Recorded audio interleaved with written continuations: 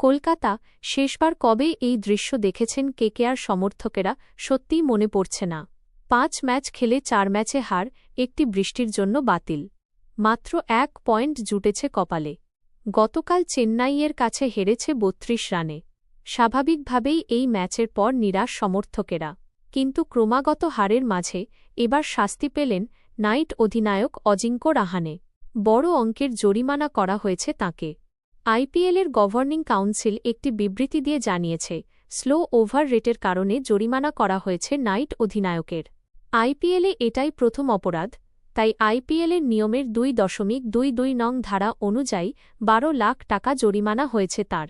পরের বার যদি তিনি এক ভুল করেন, তাহলে এই জরিমানার অঙ্ক দ্বিগুণ হয়ে যাবে। এই বিষয়ে রাহানে নিজে বলেছেন, যদি শেষ অবধি একজন ব্যাটার থাকত, তাহলে আমাদের জেতার একটু সুযোগ থাকত। চেন্নাইয়ে ১৯০ রান বেশ ভালো। পাওয়ার প্লেটাই দুই দলের মধ্যে পার্থক্য গড়ে দিয়েছে। সিএসকে পাওয়ার প্লের ভালো ব্যবহার করেছে। প্রথম একাদশ নিয়ে নাইট অধিনায়ক বলেছেন, আমরা জিততে পারছি না, ঠিক তবুও আমাদের মাথা উঁচু রাখতে হবে।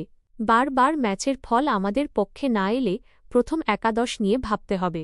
তবে আমরা ইতিবাচক থেকে সাহসী হয়েই পরবর্তী লক্ষ্যে এগোতে চাই। কার্তিক ত্যাগী খুব ভালো বল করেছে। প্রতি ম্যাচেই উন্নতি করছে ও।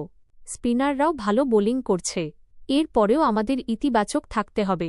গতকাল ১৯৩ রান তাড়া করতে নেমে ৯০-এর ৬ হয়ে গিয়েছিল কেকেআর। সেখান থেকে ম্যাচে ফেরার চেষ্টা করেছিল কেকেআর।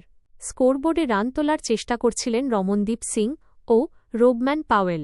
তবে শেষ ওভারের আগে সেইভাবে দ্রুত রান তুলতে পারলেন না তারা।